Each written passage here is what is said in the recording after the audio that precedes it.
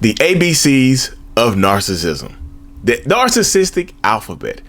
That's what we're starting today, y'all. We have a 4-video series coming up about the ABCs of narcissism, where I assign each letter is going to be assigned a word or words that are associated with narcissism or narcissistic abuse, right? To help you understand it, to help you dig into it a little bit deeper, right?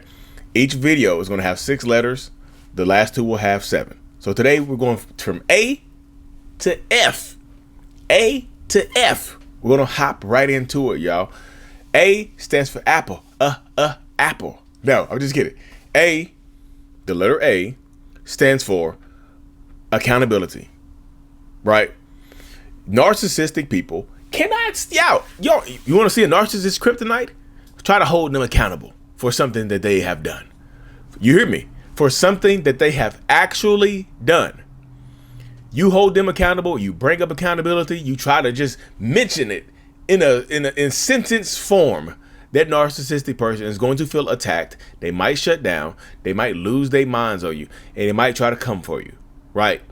This is part of it right here. So A can stand for accountability. Or, there's always an or, right? Or it can stand for abuse. Because I would say most narcissists in relationships become abusive in some way, shape, or form, right? When I say abuse, everybody tends to kind of sway towards the physical abuse, right? They're like physically abusive. The narcissist can be physically abusive. It's not just physical abuse. Narcissistic abuse is psychological. It's deep, right? It's not just surface level stuff. It's not just physical abuse. I'm not saying physical abuse is just surface level, but it's deeper, right? It's physical abuse, it's emotional abuse, it's narcissistic abuse. Abuse is abuse, right? Verbal abuse, all the abuses, a melting pot of abuse, the cauldron of abuse. So A can stand for accountability, but it can also stand for abuse.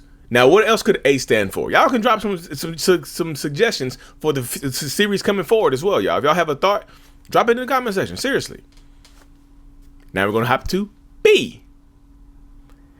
B stands for boundaries, right? Because again, I know I mentioned in A how accountability is a narcissist kryptonite, but so are boundaries. Boundaries, narcissistic people, narcissists, when you set a boundary on them, they try to make you feel like you're trying to take their life. When you set a simple boundary on a narcissist, they make it seem like you've done the worst thing imaginable to them. Like you done try to take their cookies or their candy or something like that. They make it seem like you a horrible person for standing up for yourself and saying, hey, I don't like this. Hey, I don't want to do this. Hey, this is not my cup of tea. Hey, don't talk to me like that. Hey, don't come over here this time of night. Hey, we're just communicating for the kids. They hate that type of stuff. Boundaries make narcissists feel like bad people, and boundaries make narcissists feel like they're out of control as well. The word control is going to come up later, y'all. But B can also stand for blame shifting. Not only can B stand for boundaries, it can also stand for blame shifting, because as most of us know, that narcissists are going to shift the blame. Yeah, they're going to move the goalposts, shift the blame, do whatever it takes to avoid accountability, right? They're going to shift the blame in order to protect themselves, in order to protect our the internal narcissist. Like, so we are going to shift the blame. We're going to blame deflect. We're going to deflect the blame back to you. We're going to look, this is where the whataboutisms come in. What about what you did? Right? What about this? What about that? What about what you did 17 years ago? Huh? We both made mistakes. There's another B word right there. Both. We both made mistakes. Because they gonna play. It's not funny. But y'all, I think most people who've dealt with a narcissist have heard them say something like that. We both made mistakes. It's not just me. What about what you've done? It's not my fault. It's my mom's fault, my dad's fault, my brother's fault, my boss's fault. It's our gerbil, our hamster. It's the hamster's fault. It couldn't have been me. It wasn't just me. Okay. The letter C.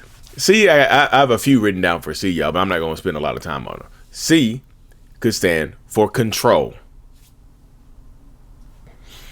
we know, narcissists love control. We love control so much because we lacked it in childhood. We didn't have a lot of control. A lot of us didn't have a lot of control over our own lives when we were younger. We didn't have a lot of, we lacked control. So because we needed it, we wanted it so much in our youth, we grow up wanting it more right now. So guess what? I couldn't control things when I was younger. So guess what I'm going to spend a lot of time doing in my adulthood? Controlling every damn thing I can. Absolutely. Anything I can control, I will control. I want to know a narcissist's biggest fear is the loss of control, right? The loss of control. Control is huge with narcissists.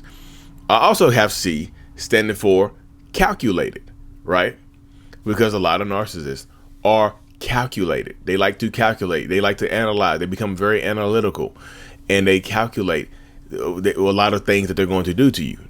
Like they're very calculated people, very cool, calm, collected, calculated people, right? I also have C standing for competing, because narcissists, typically you want a partner. You don't want a competitor. You want a partner in a relationship. You want a supporting parent. Well, narcissists like to compete with you. Regardless of whatever the relationship dynamic is, they love to compete with you because they like to pull you down a notch, because this is how narcissist mind works. We love to compete, and competition allows us to be in control. We calculate the competition to be in control. And the last thing I have for C, y'all, is, drum roll please, covert. The covert passive aggressive narcissist. Not all narcissists are loud, boisterous, annoying ass people. They can be annoying, but not loud and boisterous. You have a lot of covert narcissists out here, right? That are very covert, that are very quiet, cool, calm, collected, quiet people.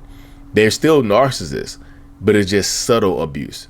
It's the type of person that people don't suspect to be narcissists. Like, I never saw that coming. But C could also stand for communal narcissists as well, y'all. The communal narcissists are the narcissists that have the high ranking, the jobs that make them look good. The pastor, the priest, the firefighter, the nurse, the police officer, the jobs in the community, donating to charity, homeless organizations, like nonprofits. The communal narcissists use their community to boast their appeal and things like that. So D, devaluation. Big D, not the little one. Devaluation is part of the narcissistic cycle of abuse. It goes from love bombing to devaluation. Devaluation is when they start to devalue you. They take the love away. They start to treat you like crap. They start to make you, they start to withdraw. They withdraw the affection. They withdraw the compassion. They stop being nice to you. They start being nitpicky and mean as hell to you. They treat you differently during the devaluation phase. So D can stand for devaluation. But it can also stand for discard. Devaluation to the discard. For me, in my course, Understanding the 7 Stages of a Narcissistic Relationship, that you can find at mentalhealness.net, there are 2 forms of discard. There's the emotional discard and there's the physical discard. I think most narcissists, damn near every narcissist, emotionally discards you, where they disconnect from you during the devaluation stage, right? But not all of them will physically get rid of you.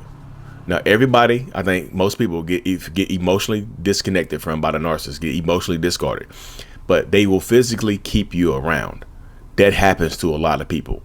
Like, the discard phase happens. So the devaluation and the discard phase are typically run hand in hand in the narcissistic cycle of abuse. So D covers a lot of that stuff right there. E, hopping right to it, got E and F, y'all. E, ego. Narcissists have most narcissists have huge egos. They're big, huge egos, but they're fragile as hell. Huge, fragile ass egos. It's crazy to portray this air of superiority, but internally be just the softest, Charmin-like person in the damn planet, right? This happens to so many people. So there you get a lot of narcissists out here that will make it seem like they are super tough, strong people, but their egos are so damn fragile. It's easy to hurt. they make it seem like they're just great people, just tough people, but they're easy to hurt. Fragile egos. Egos are just dominate narcissists in our lives just in general. Now, another thing I got for E is entitlement. Narcissists feel entitled to damn near everything on the planet. This is why when you do something for a narcissist, they feel they might not even say thank you. They might not even seem grateful because they feel like they're entitled to your time. They're entitled to your money. They're entitled to your body. They're entitled to your life just in general. They're entitled to feel this way about themselves, even if they don't have the qualifications, I would say. They just feel like they're entitled because they are them. I'm entitled because I'm me, is the mindset a lot of narcissists have right there. And the last thing I have right here, y'all, for E is excuses. Because we know narcissists make excuses for damn near everything. Everything. It kind of goes back into the deflection and blame shifting, right? Excuses for every damn thing possible. It is crazy how many excuses narcissists can come up with. And the last one, the last letter we're covering today, y'all, tomorrow will be G. F. Flying monkeys.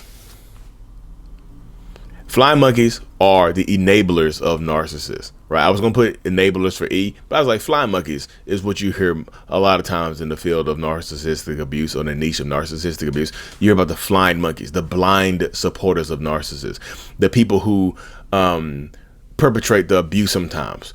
Like literally, flying monkeys are narcissists' biggest supporters, and they really don't even get anything from it. They just are narcissist supporters. Like the flying monkey is a supporter of the narcissist, and they are just can be horrible human beings. Absolutely can be, y'all. So this is something you have to deal with. The flying monkeys are the narcissist enablers and can be anybody that you know or you might not even know. Could be their parents, could be your friends, could be your family members. Flying monkeys are there to serve the narcissist. And that term comes from the Wizard of Oz, right? The Wicked Witch had the flying monkeys to do her bidding. In this situation, the narcissist is the Wicked Witch, and the flying monkeys are the ones doing her bidding. And the last thing I have for F, y'all, is false self. False self. Narcissists pretend to be who they're not. We create these false identities about who we actually are. We present this false identity up front during the love bombing phase, which will come up later, y'all. We present this false identity of who we are to you, but not also to you. We pretend to be, narcissists, we pretend to be someone else to us as well. We are someone else to us as well. It's crazy how that works, but this is literally the mindset and the mentality of narcissistic people. This is how we operate, y'all. So anyway, y'all, if I missed something, just drop it in the comment section. Say, hey, Lee, you could add this. Oh, yeah, no, just add it to the comment section. Y'all, the comment section is part of the video. It's part of the podcast. So drop it in the comment section if you think I missed something or that I could have done something better, right?